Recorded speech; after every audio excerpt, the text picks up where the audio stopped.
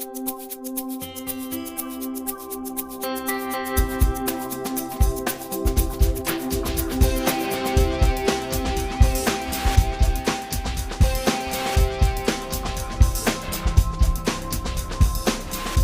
folks, it is March 9th, 2012. I'm Skip Ruddertail, your otter editor.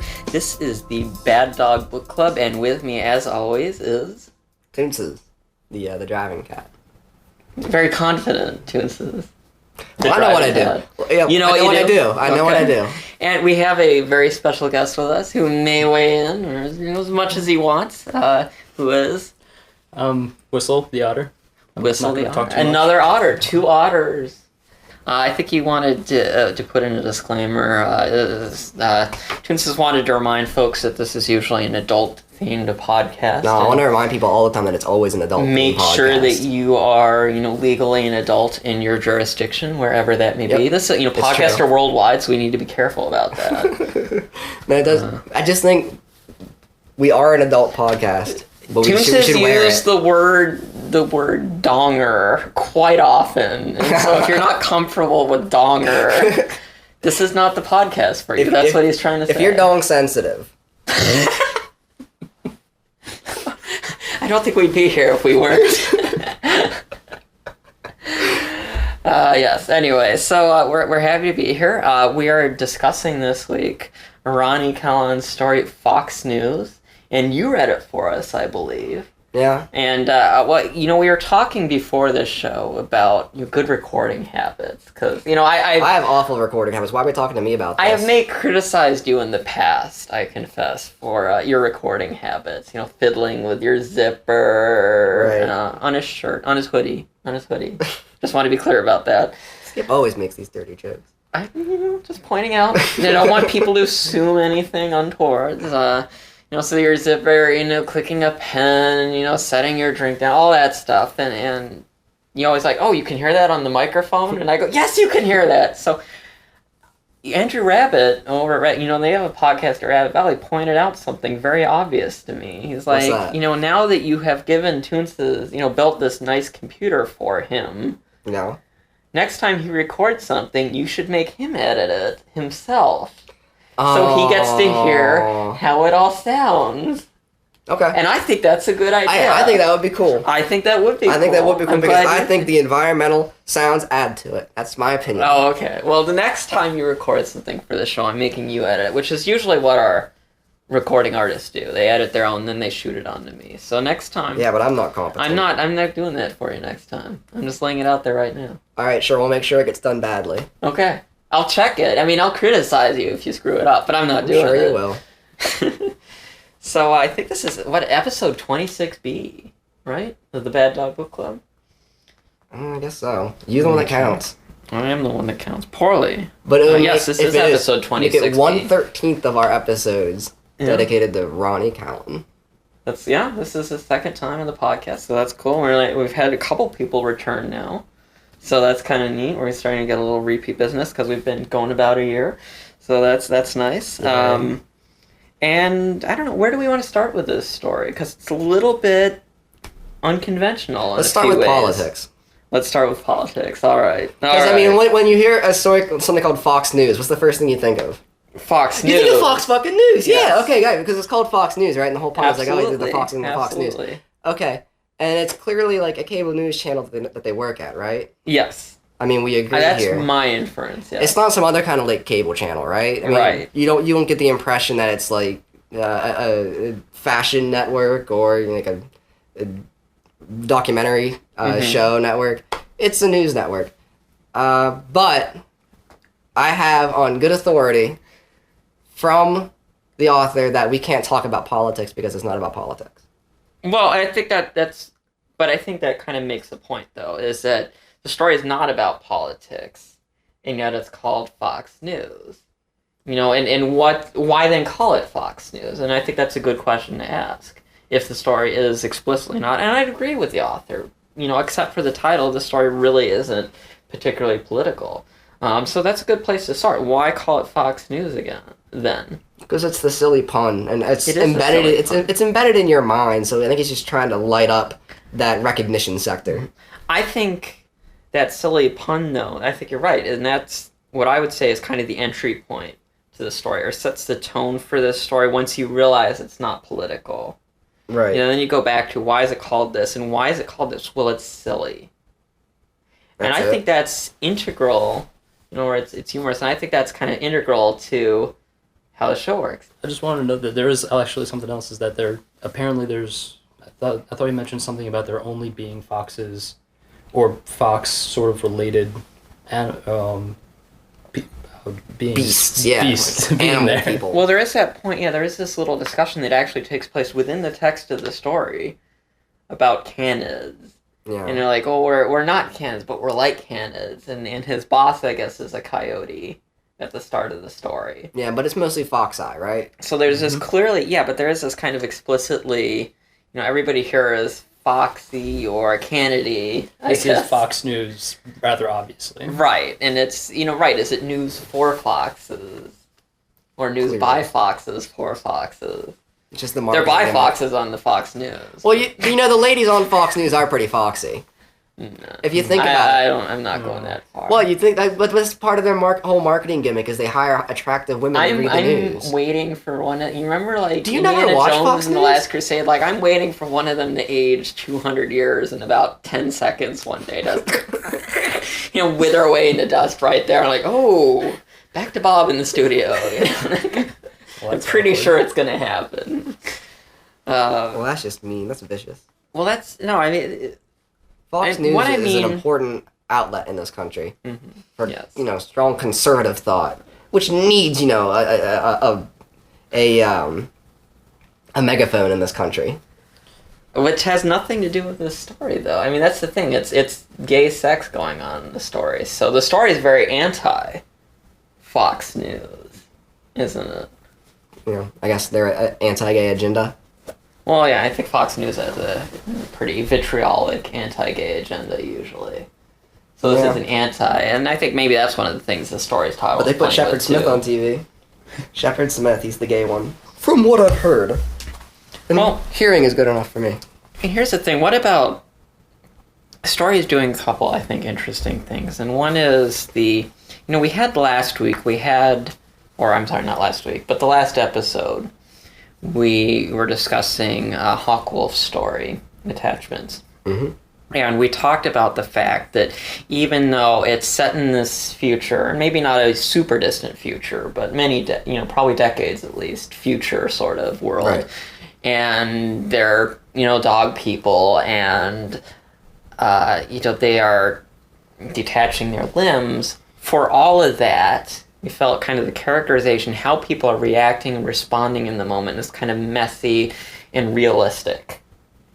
Right. That how people are behaving is very realistically, we felt, because they aren't behaving in, perfectly predictable, clean ways. They're getting aroused or upset or a mix of all of them together. Right. And reacting in very human ways, not to use the H word. And you think this story represents the opposite of it, basically? I do. I mean, I think this is almost... It doesn't have any bear. It offends your sense, your suspension of disbelief from the very first. Yeah, I think that... Well, we're talking about very abstract concepts in the last story that were presented in a realistic way. And I think here we're talking about somewhat realistic concepts that are presented in a very abstract way. Okay. So it's almost the opposite thing going on. Right. So what's the abstract the way form? The story... The porn video? Is that the abstract form? To an extent, it's so over the top and ridiculous. That's exactly what I would have said, but I wouldn't have meant it nicely. But I don't think it's... Right, but I don't think you can read... I mean, if you sit down and read the story as if it's realistic, you're not going to enjoy it. I don't think I don't think you can. I don't think you can. I think if you try to do that, it's not going to work for you. I think you have to read the story as this is ridiculous and over the top, and if you can accept that, it's a much more enjoyable story. If you accept that, what's the message of the story? I don't know if that's a good question. So you think there's a point to the silliness, basically, or not to the silliness, but to the sort of outrageous, newscast putting up basically what is a porn video.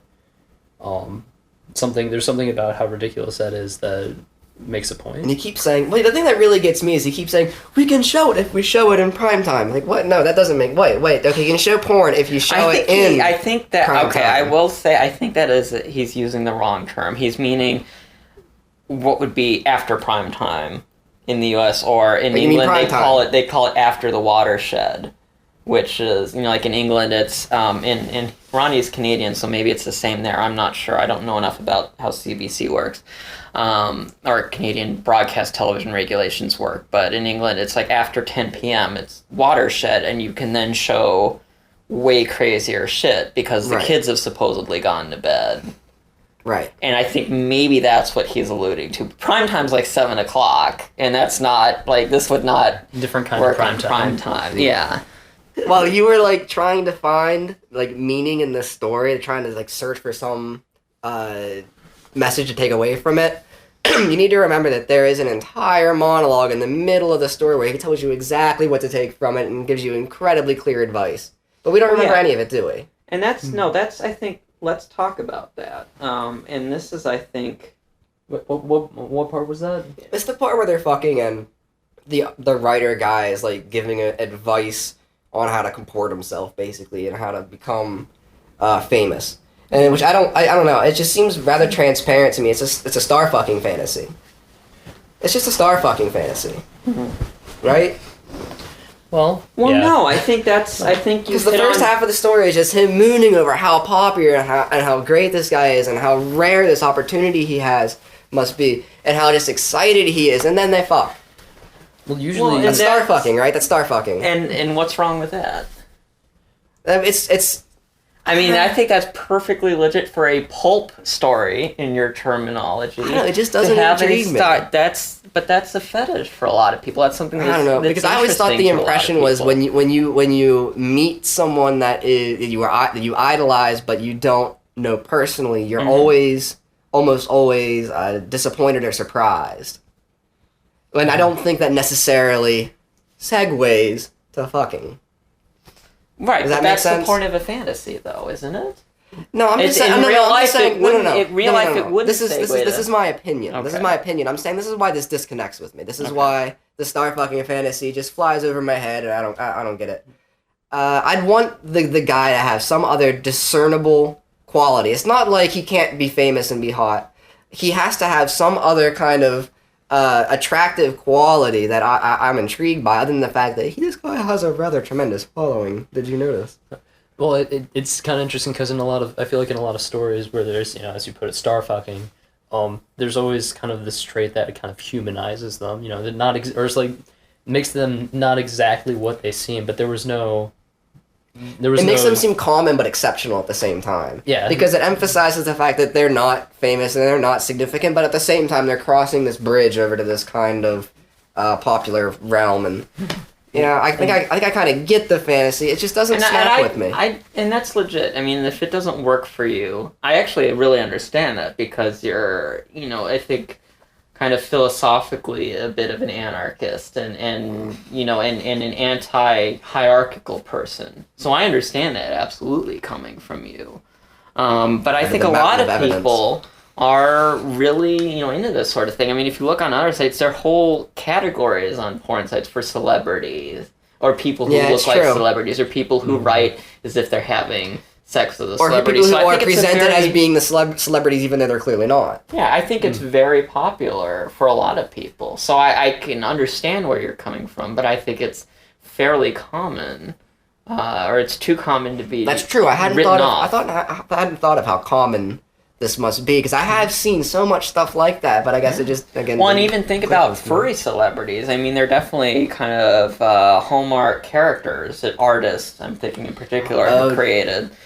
And some artists I know purposely now charge double or triple their normal commission rate to have your character with their famous, fictional character.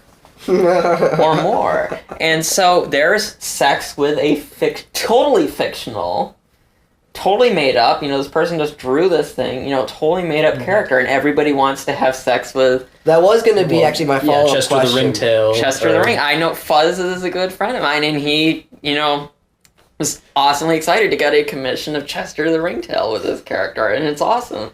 So yeah, there you go. I think there are parallels. I think it's something that people can see and relate to. Yeah, I suppose so. Yeah. But I was gonna say, like, how much of that celebrity aspect is a part of furry? I mean, to what degree do you think furries are influenced by the sense that this guy's popular? Well, I think...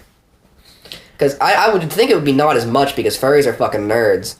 They should resent it. Well, here's something. I'm actually going to pull on an observation my sister told me one time. And she goes to, she came out to Rocky Mountain for a day, and she's done anime con. She does cosplay. And she's actually been in Japanese cosplay magazines, photos of her. So she's pretty awesome. She does sewing and stuff and costumes. Anyway, career-wise. Cool. And so she was telling me, she said, one thing I think is very interesting, she says that cosplays, people are portraying fictional characters that somebody else created. Mm-hmm. Right. It's a character from, Ranma or, Cowboy Bebop or but whatever. But like a real D representation of it. Furry, people doing fursuits, usually, and he said not always, obviously, but she said usually these are characters that person has come up with themselves. Or if they're drawing, that's something that they've come up with on their own. And so she said it's more democratic in terms of the creativity and how it's acted out than an anime convention or group is. Because you don't have like a set selection of characters that you have to choose. And she said it's more creative. People are being more creative because they're coming up with, there aren't these models. And there are the professional suit makers that, do this for a living. Right. Mm-hmm. But they'll kind of work with people and come up with a design. They're not all reproducing. It's not like, I turned out 15 identical Anubis whatever last year, or 15 or Fox number 83, I did 20 of those, and everybody wants to be Fox number 83. Yeah. Oh, it's so Murray. So no, I think you're 69. Right. I think it's a kind of, it's a fetish that is very common, but I think you're right in that it may not be as common in furry circles or the furry community. No, I'm saying it's exceptionally common in others. I'm thinking to a degree it might pervade it, just because most of the characters that you immediately think of are the popular ones. Can you think of any characters on top of your head that you're just really totally devoted to that just nobody else knows about? I don't know. I don't think I usually read books just because they're popular in terms of. But do these characters get brought back? Do they are there more pieces of them? Because if they're not as popular a character, they're not as likely to be reproduced generally. Well, I guess one thing I'd say is I think I've mentioned before because when we read Elf Sternberg's story with Aiden the skunk, is I have a huge thing for Aiden the skunk. I don't know if I've ever seen anybody do. Obviously a lot of people read him, but I don't know if I've ever seen any fan art or anything of Aiden the skunk. So I don't know if that's. If he as a character is popular. But even then, what I can definitely nail you on is all the history of all the very popular and successful furries, and especially the writers. Because you will go on forever and ever and ever about which ones were doing what at what time. And that's definitely a bit of celebrity to it. Mm-hmm. We might not think of them as being, certainly not popular within the furry community, because the writers don't get any kind of spotlight, really. But what I'm saying is don't furries like fucking a recognizable character? It seems like you've gone kind of full circle on this one. Yeah, I have. You started out saying, I don't get this, and now you're like, everybody wants to do this. I just want to fuck a recognizable character. Damn it, right? No. I'm just saying, I don't know, it turns me off about it, though. I've been feeling less furry lately. Really. I might be gay. Because of that? I think that's I don't know. I think that's an overgeneralization. I think it appeals to a lot of people, but I don't think it's more pervasive or less pervasive. I think it's probably less pervasive in furry than other things.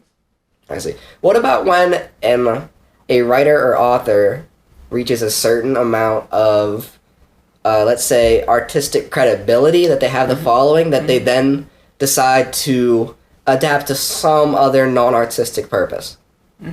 Such as maybe they just wanted to use that venue for, let's say, espousing their political beliefs. Who would we be talking about? No, Can you give us an example? Right, what, I guess where are you going with this? I mean, what's... I think, point. There's greater questions about celebrity and notability. And, we have to be fair that, being a celebrity could give you more sexual access than it would otherwise. But I think we also have to be fair that if you're going for, oh yeah, I'm a furry celebrity, like, this is still a little sad in some ways, too, or if that's like your big thing. Like, if that's what you're going for, that's what I'm saying. That's what I'm saying exactly, is if you're going for this, I want to be a furry celebrity, I want to be a popular furry, that's pretty sad, because, what does it amount to, really? It's getting to be a bigger pond all the time. It's not a very big pond, and I don't think that should be the end-all of anything. I don't think we need to have Paris Hiltons in the furry world, who are celebrities who exist for the sake of being celebrities. If it reaches I luckily don't think I've met anybody that I would classify like that. Just sort of being an independently just popular. Right, without actually working on anything or doing anything. Luckily, I don't feel I've met anybody that falls into that category. So, oh, okay. I hope we don't reach that. I'm sure you're right. I'm sure we will at some point. But I have not met anybody who seems to exist just to be a celebrity. I don't know. My skin crawls from social climbing. That's all. And isn't that what it feels like he's trying to do in the story? Is just social climb by fucking this guy? And he thinks it's going to be his big break. I don't know. He thinks it's going to be his big break, and he's going to, become a big shot at the star, a big shot at the network. If he can fuck this guy, if he can fuck this guy on camera. I think that's a very kind of common sexual fantasy, though. There's a lot of conflation sometimes between sexual fantasy and success, or success at work even gets conflated. That's why there's stories of people fucking their way to the top as porn stories, or people like, oh yeah, I like to read about we got locked in the elevator at work and just nailed the hell out of each other, and people like that, and that's arousing. And so I think there is this kind of conflation, and part of it is our society, part of its genetic programming of success leads to sex, and I like office sex. I like sex. I like office sex. Sounds like a story. I like sex in the work environment. Mm-hmm. I just don't. But that's what this is. It's just because it's not putting it toward a very particular purpose. I don't know. But that's what everybody's doing with office sex. I will note though that he is actually really excited that it's going to be his big break before he even thinks about having sex. That's true too. He's excited, and then they happen to have sex. He's still stargazing. I think it's interesting. Well, yeah, and I think that's okay. I think it's pretty common. Well, do you think that it would have mattered whether he was a writer or anything else, or do you think it was just the fact that he was a celebrity? No, again, what I'm saying is, okay, I'm great with the guy's popular. I've written stories where somebody hooked up with a celebrity before, actually. I'm saying there's nothing independently about the guy that makes me attracted to him. Just think about how the author is written himself. Mm-hmm. Does he appeal to you? Aside from the fact that he has this supposed authority to him, as just a person. Well, he does seem a little bit more real. Like, he sort of recognizes his own faults and or his own flaws and what he's good at some points. Well, and here I'm wondering if the story, like I said, because it's so over the top, and this may be going beyond the intention of the author. I may be reaching here, and I admit that. But we do that periodically. So I was reading this thing the other night where this observation about glam rock, and so I want to share that with you. And this is by Philip Sanderford. And I was kind of thinking about the title of this story, and it conjures an image, and then, which is Fox News and conservative and parochial, and then we go out and we have gay sex on television. Right. And so I think glam rock, similarly, is part about taking the opulence of conspicuous consumption and rearranging it into the wrong aesthetic. It's all over the top excess of the luxury associated with power and authority, except it's all put together pointlessly and haphazardly. It revels in decadence and consumption while denying the systems that ostensibly justify that behavior in society. So I was thinking, sounds like a very efficient company. Here is a story It's Fox News, and that immediately conjures a reputation and an image in your mind of what that represents. Right. And then they proceed to, go do an interview, which gets very weird and haphazard and silly, out of order, and they proceed to have gay sex on tape, presumably to go out and, to a live audience, on prime time. During prime time. Which is a very, as much as he's doing this thing of opulence and consumption, which would be, say, sleeping his way to the top, he's sleeping, he's having gay sex to sleep his way to the top, and he's violating who knows how many laws to do so, we can kind of say, for taking it that run. And so this is a destabilizing kind of flip of what we expect. This is it ends up sort of being an anti-Fox News, and the fact that he's sleeping with a writer instead of a movie star, I think says a lot to this narrative as well, because this is the anti, it's a celebrity, but in some ways it's an anti-celebrity, because it's it's not a movie star. The anti-celebrity is the internet celebrity. I don't know about that. I don't know. Writers are celebrities, but it's not a celebrity in the same way like, George Clooney is a celebrity or Oprah is a celebrity. It's it's because it's on TV and it's not a TV person, or because it's on TV and it's not a movie person. And I think, and so there's a struggle, there's a fight, I think, sometimes between the realms of TV and the written word. Or at least that's kind of how the narrative plays out. Fox News especially would not associate with, learning in the written word. And so there's this juxtaposition that happens, that this is a celebrity and they end up having gay sex on it. And that's a destabilizing influence on what we would think of as a Fox News narrative. So it's kind of just a completely altered reality almost. Right, and that's why I think you have to jump in, the story is completely over the top and crazy, and once you accept that, it works. If you don't accept that, it's not going to work. You say that if you accept that it works, you mean that it works in making for like a sexy story? Was this like really hot to you? Okay, this is I think the other part of the story that we're kind of getting into, is we have this interlude where we have this discussion where the Fox being interviewed imparts his wisdom upon our correspondent. This is, I think, it's maybe the most interesting thing, as well. I just laid out this great counterculture argument. Yeah, the first time I read this, I thought I need to suggest this to Skip, because Skip will like this monologue. That's what I thought. That's what I think. I think in some ways it's the most interesting thing being attempted in the story, and I feel this is why the story has been written. Right. So it was a setup for this monologue. Was a setup for this kind of discussion, and it's a clever. I think this is what it needs. It's a clever idea. As Ronnie, I think, sat down, and this is without talking with him about it, because I specifically said I wouldn't talk to you about it, Ronnie. But I think. That's why the story is written, is to have this discussion about, here's how to be a better writer and editor. And that's a boring discussion, so let's write a story around it so people read this. So instead of it just being like a rant, or not a rant, or a journal post on FA, right? you're kind of ensconcing it in something that is also entertainment and also makes it visual. And isn't that ultimately the goal of Fox News Media Channel?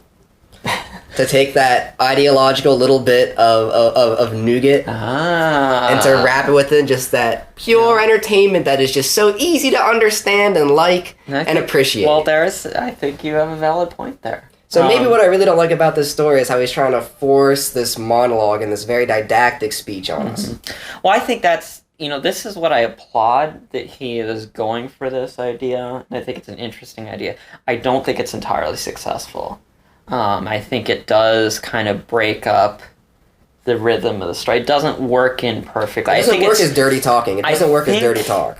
That's the problem. Yeah, I think so. I think it's an incredibly difficult thing to do. Offhand, I'm not sure right now, sitting here, how you would pull that off 100% successfully. And maybe you have more ideas on that as a writer.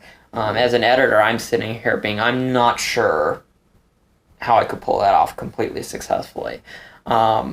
So, and I don't think it does. I think it does break the flow of the story. As you said, it's not hot, and so it feels like a different part of the story, and it's obvious.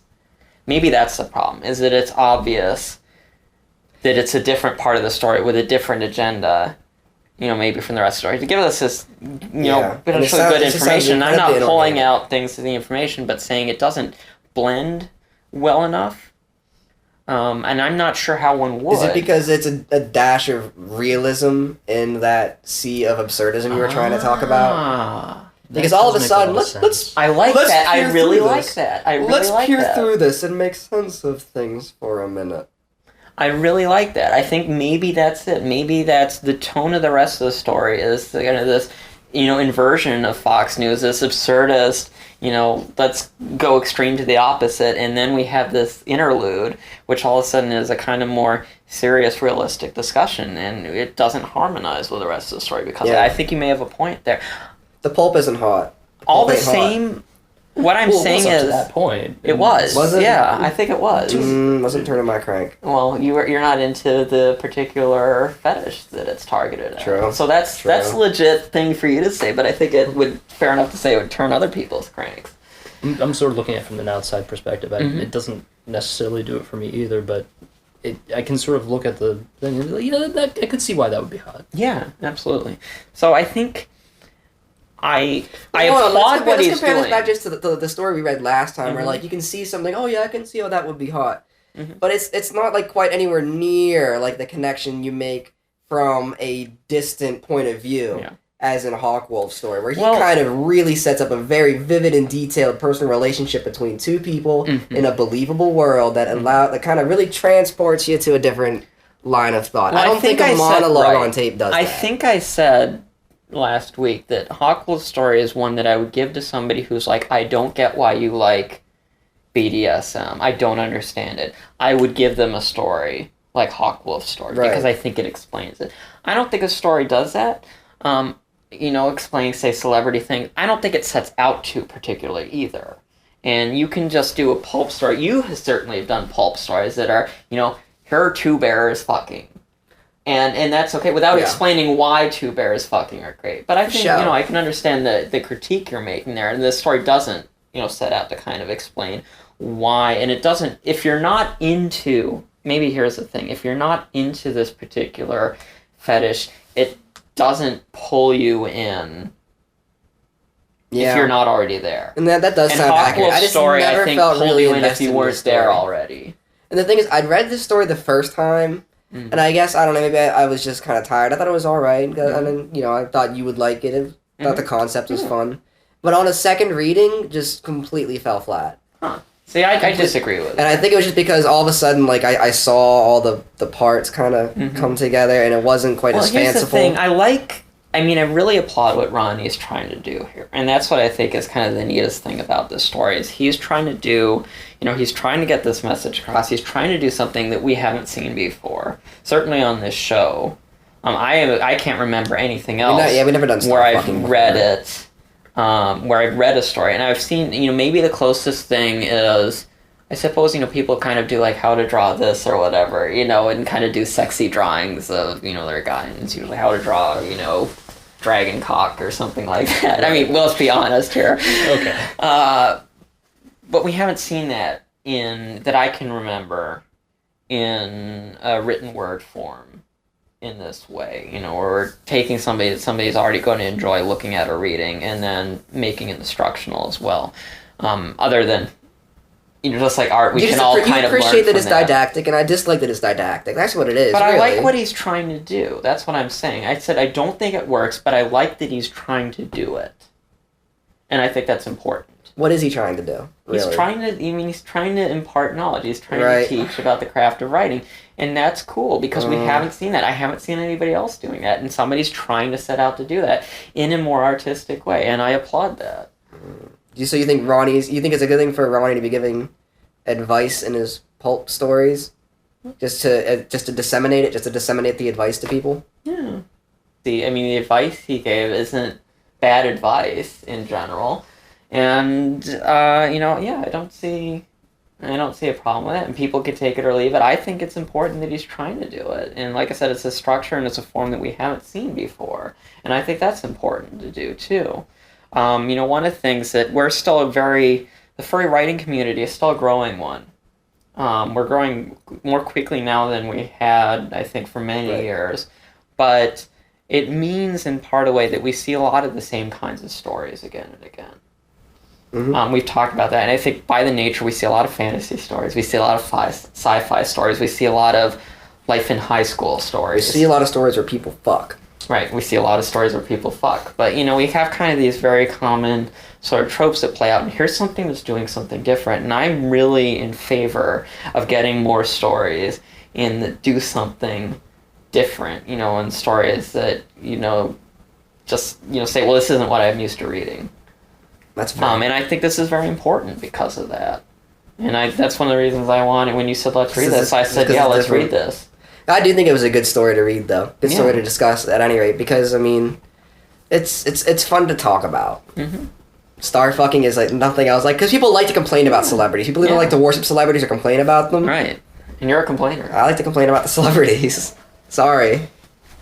So yeah, I think it was good for us to read, and like I said, I think that maybe and Ronnie can let us know or something, but I don't know. Let's see if I was projecting too much in this sort of story as alternative narrative glam rock thing. I hope so, because it's so over the top. I think that's exactly what Ronnie was thinking at the time. I don't know. I'm sure he wasn't thinking glam rock particularly, but that's how I thought that was a good metaphor and a way to get into how I was reading the story, and that it's so over the top and so ridiculous that you have to read it that way. And I liked it because of that. I like the playfulness of it. Yeah, in that regard. When I started listening to it, I thought it was like I got into the mood. It was like fun. It was just a fun little story. Yeah. And when I got to the sort of what was like the moral or like the kernel of knowledge, I was like, oh, it's not all fun. Yeah. Felt kind of sad. And I almost I it's feel like that feeling said, when you realize you've been watching a PSA the whole damn time. Right, yeah. And then you're like, oh. So like I said, I don't think he got there. I like that he tried to go there. It's definitely a good idea. And it's a good idea. And so isn't that what they say about every anti-smoking commercial? It's a really good idea, but this isn't going to make the kids not smoke. What I'd say to Ronnie is, don't let this go necessarily. Keep thinking about, okay, how could I do this better? How would you improve it then? I don't know. This is the kind of thing, like I said, I don't know how I would do what he set out to do here specifically. Well, one, I'd have him turn the camera off. Yeah. Two, if they were just to have like a more personal, intimate but you're moment. making it more realistic, so you're No, you can still keep the absurdity. Maybe they are in a highly public area. I almost feel like do you divorce the two? I don't know if the message he's imparting works in this type of story. I think that's kind of what we got to with the two parts feel very unharmonious. Yeah, it's a very jarring moment. So I think maybe you're right, as you said, and you said, oh, it's fun, and then it's not fun. So maybe this doesn't belong in this absurdist story. So rather than doing that, rather than change it, so either you change the story to be less absurdist, and I don't like that. I like the absurd. That's my favorite part of this story, so I don't want to change that. So okay, then what do? I put this information in a more serious story, maybe. Possibly, or find some way, or a more realistic, or gritty story in somehow, and so you just fit want to it keep in the that. tone uniform. That's all. Right. So I think you might have to change. Rather, I like the crazy part of the story, so I'd leave that and take this part out of the crazy story, and then maybe I'd try to put this in some other story. So maybe in your story they would fuck, but maybe just go, oh yeah, that's so good. It's like every story you've ever written. Yep. That's like every story you have ever written. Yeah, oh that is God. the complete That feels Toonces in 2 paragraphs. That's all you need. Just reprint it, like just Control C, Control V. It's the complete. You just change the species each time you write a story. I don't even think just about cut the and species. paste it. Like I could replace all bear with otter. I could probably program something to just say, go into my story and put random references to some form of animal, and it'll make it a furry story. And then you're like, oh, it's the same story I released 3 times last year. No, you don't want to be doing that, man. You got to keep it fresh. I could just Sure. see somebody like have the species switch, and nobody notices. Right. I don't know. I think that's. Do we have any more things you want to say about this story? I'm glad we read it. It was a good pick. Well, I was actually you said you wouldn't know how like to make it change. I could see sort of something where there's sudden like the absurdity suddenly breaks. Like there's some for like somebody walks in and like reports them or something very out of something to jar it before the Splashing cold water. Wow. Oh, interesting. Because then suddenly So there's what if more they get like realism. sent to jail, say? Yeah. And they're sitting, all of a sudden they're no longer fucking on the couch on TV. They're sitting in a jail cell. And he says, so how do you get to be a writer? You know, that kind of thing. Right. Well, that's interesting. I hadn't thought of that. That could work too. You should rewrite this. But it's hard. You're right. I think story. if we're having this abrupt switch in tone, we need something. We need a corresponding break in the action. There needs to, just a change in tone, maybe. Okay, yeah, I like that. It's good. We should keep him around. Useful. Let's see. Anything else you guys wanted to bring up? No, I had a couple of things. I don't get. Okay, I wanted to bring up those bitches at work. Right. Yeah, he's been having problems with work. I'm waiting to hear on No, the job I offer. Okay, so I'm browsing So Furry, as is my wont. Right. Just researching, of course. Haha. For the podcast, of course. But okay, so if you filter like MF, right? Out. Like of course. over half, which I know you never do, but anyway. Right. Like I swear, currently over half the stories are human/something. You know, whatever it Really? is. Yeah, and you don't get that in gay stories. Like occasionally you'll have a human in there. Like out of 10, maybe 1 will be a human. But I swear it's like 6 out of 10 or something right now. What's If you look with at the the most breeders? popular Yeah. stories. I don't know why, and so readers, if you have an insight, maybe you are a heterosexual type person. You know, or, is that your het voice? I do appreciate the pussy. Quite. Indeed. Get you a monocle. No. Oh yes, I can see every tit with monocle. Yeah. So I kind of, it was weird to me though. Like, why are all these het stories? Why is it human something else? And what does that mean? I guess that's my other Straight question. people Like, are fucked up. Is what it means. Dude. Sorry, got my opinion. Dude. It might have to do with something with like having kids that are anthropomorphic. You know, like. Yeah, I don't know like if they're a usually, I don't hybridization, know the if they're creation of usually hybridization or something like impregnation that. story. I should look and see how many of them also have impregnation tags on them as well. But I don't think most of them did. I'd have to go back though. Hey, that was going on a limb there. But I want to. No, it's a good one. I mean, is it like are straight stories? Is it more the author? I mean, I assume that it usually seems like a guy and an animal Gross. person. Animal. Well, I said that before Person. you said. Oh, I'm sorry. Yes, that pause. I was collecting my thoughts. So. Yeah, Well, no, make some your of them hyphen are like shorter. okay. Some of them are like Pokemon and stuff. So I don't know where you draw the line there. But anyway, are those more animals than people? But anyway, you know, is that like? I mean, do I infer that it's more the author projecting themselves, or I don't know. It seems like more nakedly the author if your character is human in a furry story, or if the That does make protagonist sense, is yeah, human in maybe. a furry story. And what does that mean if in straight stories that the author more directly puts themselves in the narrative? Maybe it just rather means all than the straight furries are lonely. Hmm. They just don't, find harder friends to find these days, the gay somebody. furries, Harder though. to find somebody in the community. Guess That's how many true. straight furry ladies are there? Yeah, well, that's true. Or maybe it's that. Maybe it's that the gay furry authors are already comfortable wearing a disguise. That's true. I'm serious. They're already comfortable with trying to look like other things to blend in because that's what they've had to do for when they were growing up. So it's no stretch for them to their protagonist in the Assume story is a different furry. guys. Yeah. This is how I don't know. it's I'd for like me, to just see. 1 I'd to like to 14. see what. I'd like to see what. And so it's the furries who are insecure. I'd actually say in that way, or the gay guys who are insecure. The gay furries because they're dressing up. But you Yeah. said you love dressing up, like with the furry avatars. You think that's great? I think it's cool.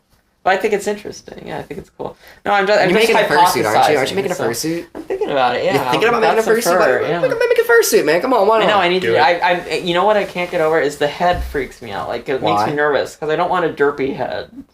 So just Like make I want a one. good looking head. So I just got to make one. I think Bun's really good at making fursuits. Right. And he's done a couple, and like been paid and stuff. So he's. I mean, I know that's down, but I haven't done a head or anything. So I'm a little. The head's about mostly that. sculpting, isn't it? Yeah, well, that's and like foam and stuff. So that's what makes me nervous. I can cut and measure things, but that's a little more artistic. I like the But fursuit. I don't want to be like, oh my god, did you see that otter with the face? Well, you know the one. Fuck. Yeah. Like, because that is not what I will be doing with that otter with that face. Hasbro's No gonna show up and fucking- take that face away. Yeah. Don't want to be that They're guy. just somebody's gonna hang a sensor bar on your face. Yeah, or like just saying, like, why is he blurred out in all the pictures? Of the con? But you want to go shooting at a con, basically. Yeah, that'd be cool. See, I like go fursuit hunting at a con, Yeah. and that involves making the fursuiters talk when they don't want to. Oh, see, I'd talk. I'm not one of these not Aw. talking. I'm not one of these old school. So you see less and less of that nowadays, I think. Ruining the magic. Yeah, I think that. Well, and it's an old. You know where that comes from? Disney. Disney. Yeah, Yeah, and it's fuck like, them. why are we emulating fucking Disney, guys? You Fuck 'em. know? Yeah. Fuck 'em, make a guy- Wasn't he a talk. homophobe? No, yeah. Walt Disney hated And fucking Disney everybody. in general, I mean, they have, Food they for have thought. gay days, and that's applaudable. But, I mean, they're very buttoned down and stuff. And yes, this is one of these mascot rules, because obviously you can't have the person dressed up as Goofy speaking. And I think it was when people first started fursuiting, some of them had experience doing that. Like, oh, well, we'll just take roles from Disney and you can't talk. And it's like, man, it is really annoying in some ways to sit with a bunch of fursuiters who Yeah, won't and it talk. implies that furries are mute, which is Yeah, no, I'm weird. going right. You don't want to do that. Right? We got to speak up for ourselves. So See, no, I so definitely. you're actually kind of with me. You I'm go definitely fursuit hunting going. too. I'm definitely going with the fur, with the jaw. That articulates, and I'm gonna fucking talk. That looks ridiculous. I mean, you know me. They're I pretty can't. cool though. I- If done right, with Oh, the yeah, jaw they that moves. are. No, I think the moving jaw looks ridiculous because it makes it look like a Chuck E. Cheese You're just a hater. animatronic. No, You're no, just jelly. It makes it look like a Chuck E. Cheese animatronic, He's which makes just it jelly. creepy. Yeah. I'm jelly of your fursuit. Yeah, I think so. My You should fictional, my invented fursuit, my non-existent fursuit. You're totally You should come jelly. fursuit hunting with me, and we'll make fursuiters talk. No, I mean, I think most of them do nowadays, honestly, or at least half. Yeah. I mean, if you went back 5 years ago, you'd have maybe 10% would talk. Now it's like half. I think in another 5 years, almost everybody's going to talk. Because it does really cramp down on your social. Or at least they'll talk when they're with other furs. They may not talk if they're walking around the street or something, but they'll talk with other furs, So I think it really cramps your social life if you're just like, miming all the time. Yeah, also get being the in a folks fursuit could really cramp your social life. You You do might get, have an issue there. you do get the folks with the squeakers though. Yeah. The squeakers. Have you seen Oh, those? yeah. They like the take the The squeaker dog out of a squeakers. Oh, squeak yeah, toy and they yeah, can speak yeah. through it. It is actually Yeah. one of my friends actually does that. It does sound kind of cool. See, I like Dog Bomb's journal on FA. You ever read that one? Awesome guy. He lives in like Santa Monica or something. They're one of those California cities with like piers, and basically every Friday or something he puts on his fursuit and goes down bar hopping down Good by the times. pier. And, it has all these pictures, and he's a regular at the bars. And, like, they say, the bartenders all look out for him and, know what his regular drink is. And they give him a straw with his beer so he can drink it. And he talks to people, and they ask him, what do you do? Are you a dog? And all these things. And he posts these great photos of people he's met and little stories about it. I love it. It's one of my favorite sites on FA. So there's a little bump for you, In my Dog Bomb. opinion, a furry bar would be economically viable. Yeah. Especially if you were to carve out space that people could store their fursuits at the venue Yeah. and change into them there. Huh. So then you got your furry club with all your fursuiters there every night. A furry locker room. Yeah, basically. So sounds a little exclusive for me. It'd be a fur sauna. Any a club that would fauna. have me a member. And you could tie that in with fauna, like that could be the name of the place. Fauna. The fauna. No. Alright, guys, well, thank you for joining us tonight, Whistle. And see, we got Thanks you to for having me. speak up. Yeah, all of a sudden, thanks for I'm not showing going to say anything. I And then- surprised myself. Yep, absolutely. But we're a pretty relaxed group here, so I figured. We're chill. Shut up! That wasn't your cue. I didn't like your opinion. I didn't like either of your guys' opinions. Well, I like how when the last time we posted a photo, B-Hop was like, "Where's the foam on the walls?" That's hilarious. This one's for you, B-Hop. We're professionals. We are. So thanks for joining us, guys. Thanks for joining us, Toonces. And we're going to Thank watch you. an Thanks for episode dinner. of Doctor Who. Sure are. So, all right. Hell yeah. So anyway, we'll catch you guys next week. I think we got a story written by White Yodi. I've already got it in, and so I'll be putting that up next week, and we'll be back to discuss it in 2 weeks. Alright. All right. Thanks, guys. Arrivederci. Don't say. And that's how we're going to end it.